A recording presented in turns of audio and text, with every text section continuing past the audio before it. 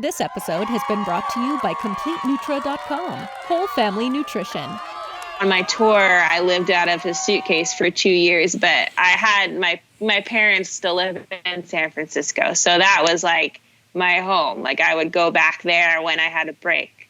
So I feel like it's very important to have a home base, to have a place. Yeah. Have a home. Yeah. And then as you get older, it's like, I didn't want that place to be my mom's place anymore.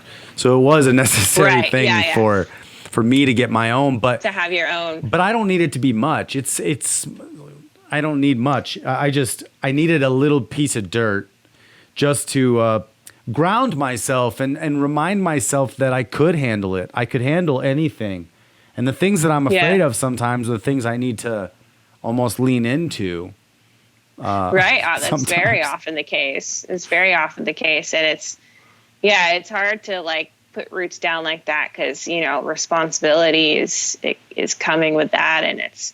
But you figure it out and you figure it out. When we add responsibility onto our plate, we always figure it out. You're right. We always figure it out. No, who's like ready to have a kid? Like I know all these people, it's like whenever people have kids, everybody says this, whoever's had their first kid, they're like, we were not ready. Like nobody's ever ready. Like parents aren't ready. Right. It's like, we just got to like lean into those things and just know, I don't know. I lean into the unknown pretty well, but that's just how I live. That's how I've trained myself to live. I just think a lot of times fear and excitement are extremely similar physical reactions. And sometimes we might actually think we're afraid when we might be excited.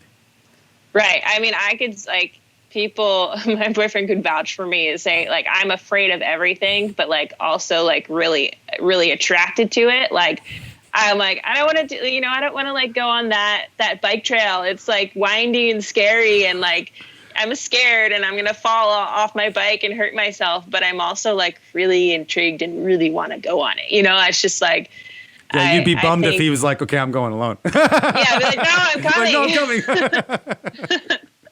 Exactly. But, yeah. And I mean, another thing, okay. So this may sound so ridiculous because I'm 30, but I like recently just got my driver's license for the first time because I've lived in big cities my whole life and toured, so I never had to drive. Wow. And like I was super scared to get my driver's license because I was just like so unfamiliar with the act of controlling a vehicle.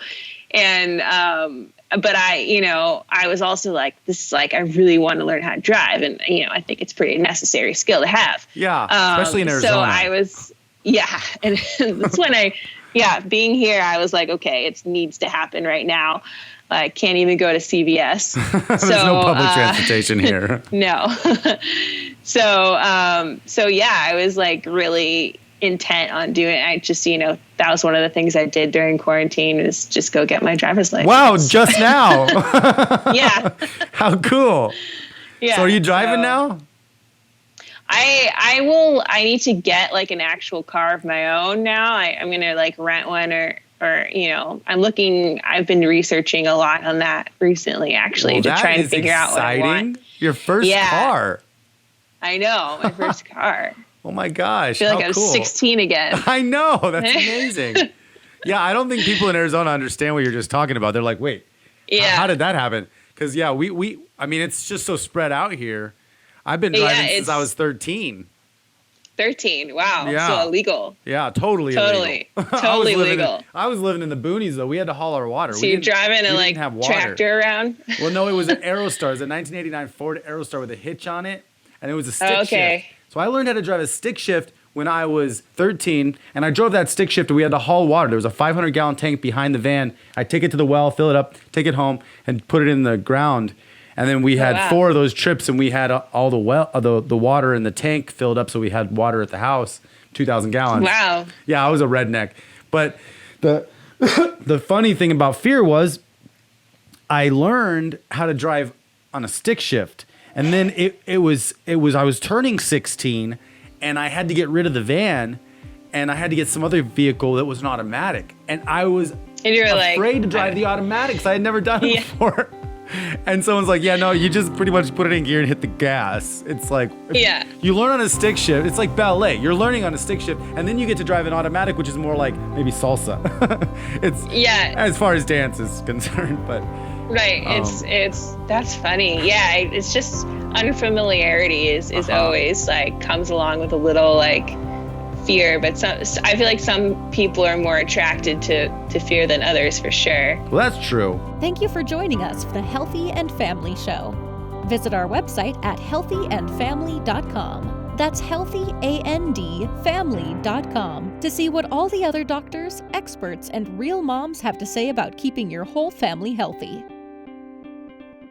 This episode has been brought to you by CompleteNutro.com, Whole Family Nutrition, and aired on the Goldstone Network. People, Planet, Future.